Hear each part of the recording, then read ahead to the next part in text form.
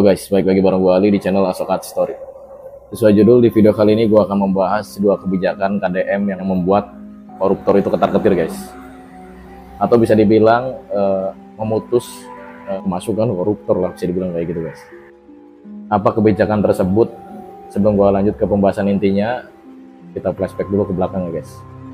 Kita flashback dulu ke belakang tentang beberapa kebijakan KDM yang membuat membuat pro dan kontra pastinya.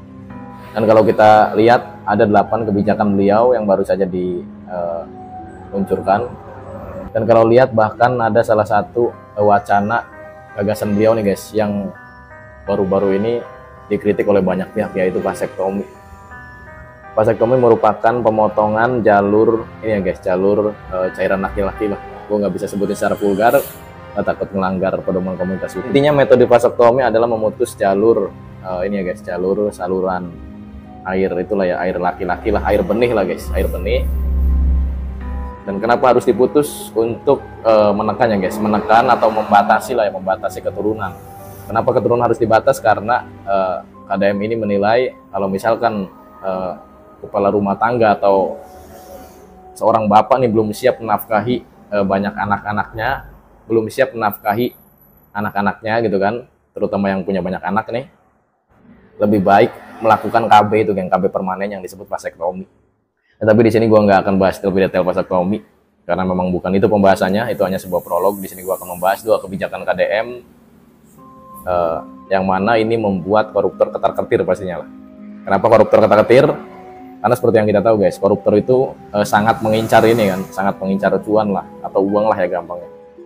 Kebijakan KDM yang pertama adalah kebijakan mengenai penghapusan study tour dan wisuda. Kenapa dihapus? Karena ada beberapa alasan yang sangat urgen dan sangat ini ya guys, sangat vital lah. Alasan yang pertama, kenapa study tour itu dihapus? Karena banyak terjadi kecelakaan nih guys di setiap perjalanan study tour para siswa-siswi di sekolah manapun nih.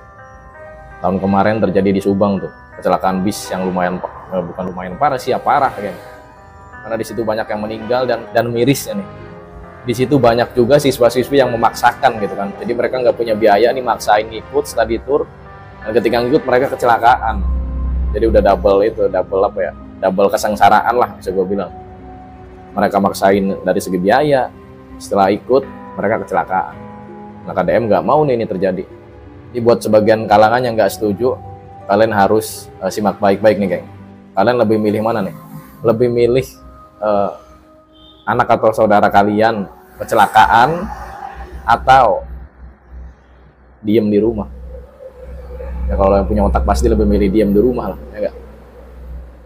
Dan yang kedua adalah kebanyakannya guys, alasan kedua KDM menghapus study tour ini adalah jangan sampai ini ada oknum-oknum guru yang menjegal gitu kan, menjegal atau melakukan pungli lah, yang melakukan dana-dana yang harusnya dipakai untuk study tour itu. Misalkan setiap siswa dimintai 100.000 nih misalkan ya guys. Nah 100.000 itu bisa jadi ya nggak bisa jadi, atau ada kemungkinan kalau misalkan di situ ada oknum pungli, bisa jadi kan dipotong. Misalkan dipotong 20.000 atau dipotong 50.000 kan bisa jadi. Nah KDM nggak mau tuh ada kemungkinan kayak gitu terjadi. Apalagi ada sebagian orang tua siswa-siswi yang nggak mampu. Ya kalian bayangin aja guys, misalkan mereka duitnya dari minjem gitu kan, duitnya dari minjem atau dadak uli dulu gitu kan di pasar. Jadi mereka intinya dengan susah payah mendapatkan itu. Nah setelah dapat uangnya yang tadinya itu buat study tour malah dipungli. Itu kan sangat sangat menyakitkan lah. Ini menjadi alasan kedua KDM menghapus study tour.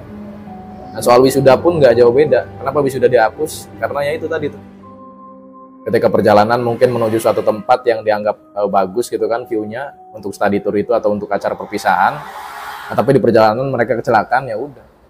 Itu kan sangat disayangkan ya. Momen yang harusnya mereka senang-senang, harusnya foto-foto, harusnya jadi momen menyedihkan. Jadi jangan sampai itu terjadi. Dan KDM pun memberikan solusi nih, seandainya mereka ini study tour dan wisuda boleh, tetapi jangan jangan bareng-bareng gitu kan, jangan melibatkan pihak sekolah, intinya kayak gitu kan. Misalkan ada beberapa siswa gitu kan secara independen aja lah, secara pribadi gitu kan, ngadain kemana boleh kayak gitu tuh. Jadi nggak dilarang nggak dilarang secara radikal atau keras gitu, enggak geng. Jadi bagi siswa-siswi yang punya duit terus yang mau ngadain secara mandiri boleh. Misalkan jalan-jalan sendiri gitu kan sama orang tuanya atau sama saudara-saudaranya boleh. Asal jangan melibatkan pihak sekolah. Dan memang ini pun faktanya geng ya, fakta di lapangan nih. Ada beberapa teman gue pun dulu di sekolah mengeluhkan seperti itu. Macam-macam, ada yang karena ekonomi, soal study tour ini gitu loh. Ada yang karena ekonomi, jadi mereka itu di saat lulus yang lain itu seneng ya geng. Ada sebagian temen gue yang maaf ya kurang inilah ya, dari kalangan bawah lah, nggak ada uang, mereka jadi nggak semangat gitu loh. Kenapa? Karena mereka harus ngeluarin biaya lagi nih buat apa? Buat study tour. Dan walaupun kebijakan KDM ini bisa dibilang bagus dan ini ya guys, dan pro terhadap orang tua siswa khususnya kaum menengah ke bawah nih, ada aja pihak yang nggak senang. Jadi ada beberapa pihak yang menentang ya guys, yang menentang kan yang menentang kebijakan KDM ini, terutama soal dihapusnya study tour dan juga wisuda. Bahkan kemarin ada yang viral tuh, remaja bernama Aura Cinta, dia sampai protes gitu kan kepada Gubernur Jawa Barat, yaitu KDM.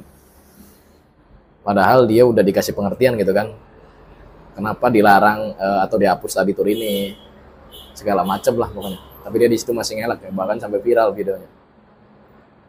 Gue harap nggak ada lagi nih orang-orang atau bocah-bocah yang kayak gini nih. Karena kalau misalkan kebijakan yang sebenarnya gini geng, kebijakan pemerintah itu banyak ya yang pro, kebijakan pemerintah itu banyak gengs yang bagus, tetapi jarang kebijakan pemerintah itu yang menyentuh secara mendalam gitu kan, terutama kepada rakyat-rakyat kalangan menengah ke bawah gitu. Kebanyakan kebijakan pemerintah dulu itu nyentuh kalangan atas doang. Kalian setuju nggak? Jika kalian suka dengan video gue, pastiin kalian udah klik tombol subscribe dan logo belang dari sampingnya gue Ali. Kita ketemu di video berikutnya. Terima kasih.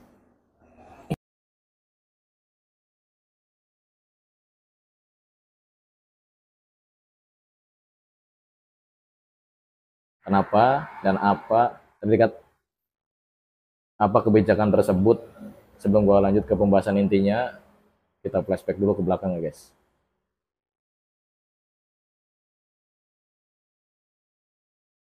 Kita flashback dulu ke belakang tentang beberapa kebijakan KDM yang membuat membuat gempar gitu kan, membuat gempar satu Indonesia dan membuat pro